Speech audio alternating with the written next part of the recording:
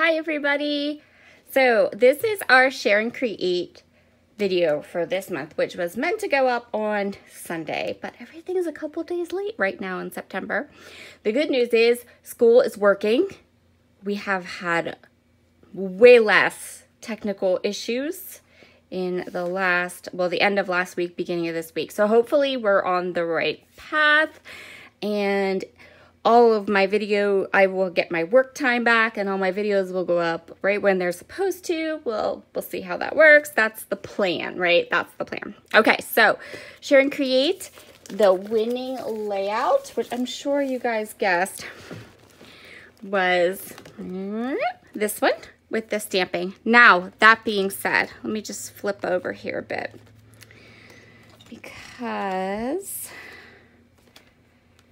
I want to get to one of these because I want to show you this one too. A lot of people also really loved this one. And this is one of my very favorite scrapbook designs to create. So coming up this month, I have it on my calendar. I'm not quite sure where, but we're going to do this one too. But it won't be for a while yet. And I'll make sure to put like something in the description, like Share and Create 3 layout 2, something. But for today, we're gonna work with this one. So a lot of the comments asked about how to get this look where everything matches up on both sides. So I'm really excited. I'm gonna go ahead and share that with you. I am going to go, so this is a picture of my boys, and it's more of a masculine layout, so we're gonna go girly. So I have the last bits of my scrapbooking store kit for September, and we're gonna get one more layout out of that. I have this photo of my niece. I have the stamp set that we're gonna use, and then I have so I want to use this one from this pack, and then these three epoxy flares, 3 or 4 epoxy flares we're going to use. So that's my plan for my layout.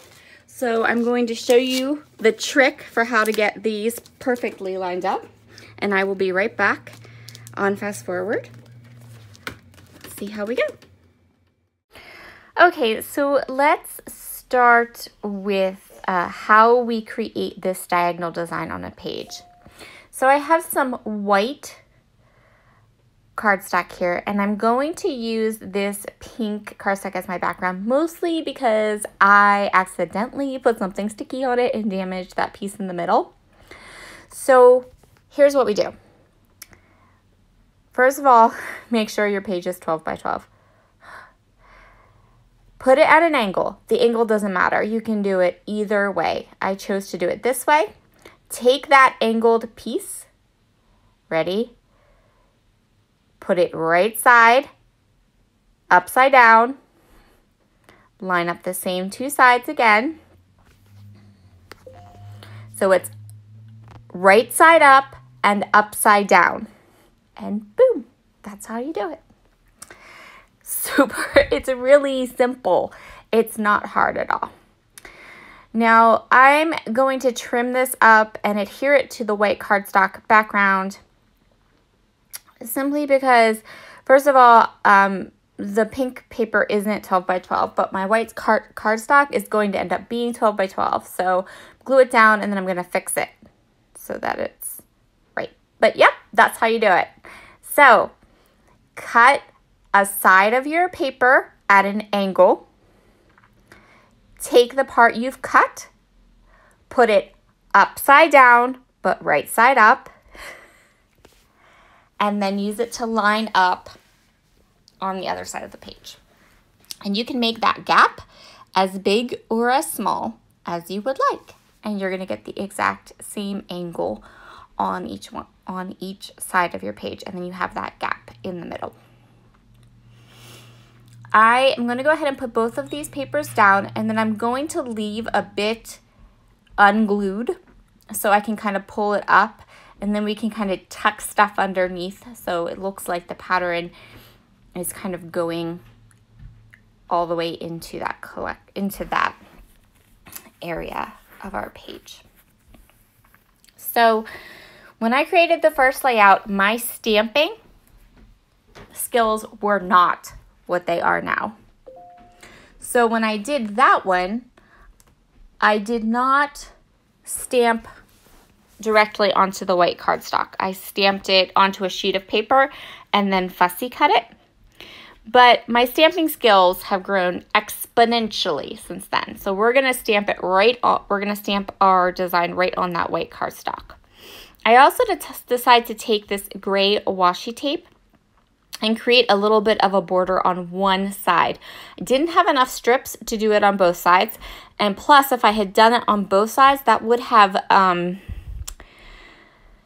lessened my stamping area quite a bit. But I did want to put a little bit of color under there, just a little bit. So I went with these gray washi strips that came in my kit, and I'm just going to line them up and put them down one side. And this is going to be the side where my photo isn't. So I'm going to flip the original photo. The original page, the photo was like on the top third of the left side. We're going to put our photo this time in the bottom third of the right side. So let me grab these stamps. I'm going to do free range stamping. I'm not going to pull my Misty out. And I'm going to use Catherine Pooler inks in Sweet 16 and Pink Champagne.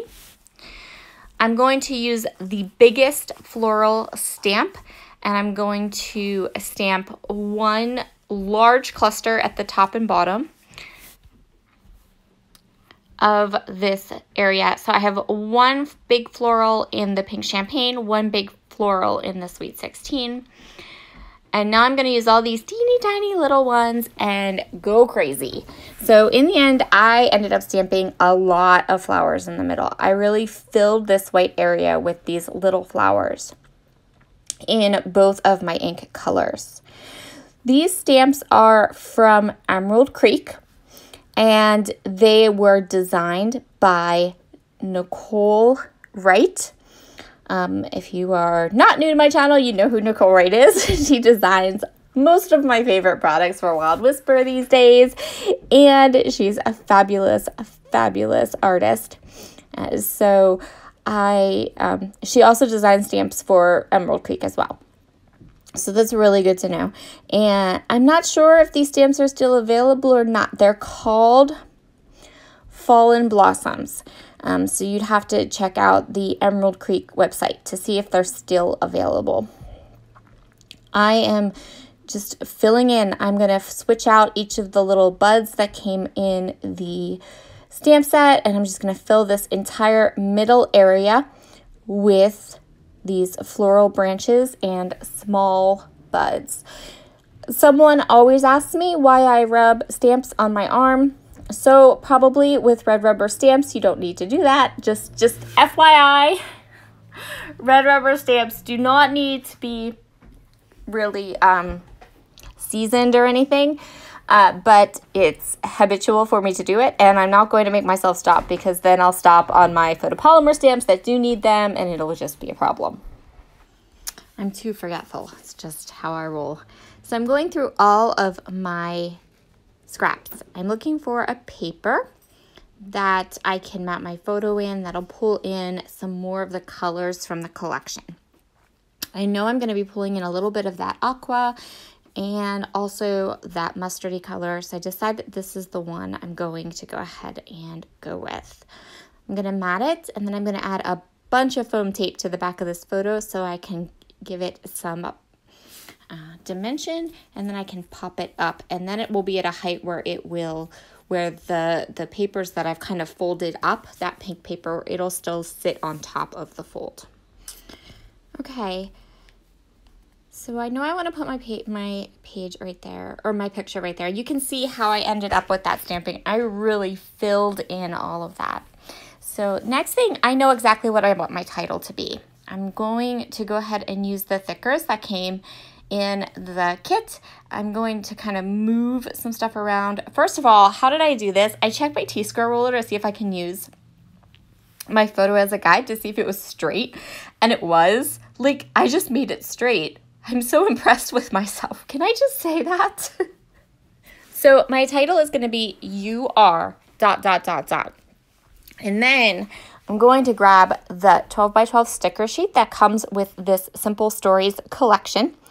And there are a bunch of these like banner pieces. Wait, I'm cleaning up. Hold on. So these little banners say things. They just have adjectives on them, and not all of them are going to work for a photo of my 2-year-old niece, but some of them are, so I'm going to use the ones that do. And then I'm going to go ahead and start to think about how I want to embellish my page, where I want my clusters to be. I know I want to use lots of flowers because the background paper has a tone-on-tone floral pattern. I've just stamped all those flowers in the middle there, so we can definitely make this a girly, flowery page. I'm going to use some foam tape. This is the thin foam adhesive from Doris, and I'm going to use it to pop up this gorgeous butterfly. And then I can add some more things to a little cluster up above my title with him. I love this little pink bow. I'm going to put it right in the corner of my picture. And then I also love this. This little clipboard. It says beautiful. Don't want to tuck it under the photo because when I tried to tuck it under the photo, all the flowers went away. But that's okay. We're going to fill in that little gap with our epoxy flares. So I had grabbed 2 packages, but I only end up using this one. And if you don't follow Scrap and Happy Studio anywhere, I highly recommend going and checking out her new website. It's beautiful. She just had a huge release. I'm waiting impatiently for my order and then a couple extras because I'm on her design team to hop up and get to me, but she's in California, I think, or Oregon, so it's going to be a little bit yet.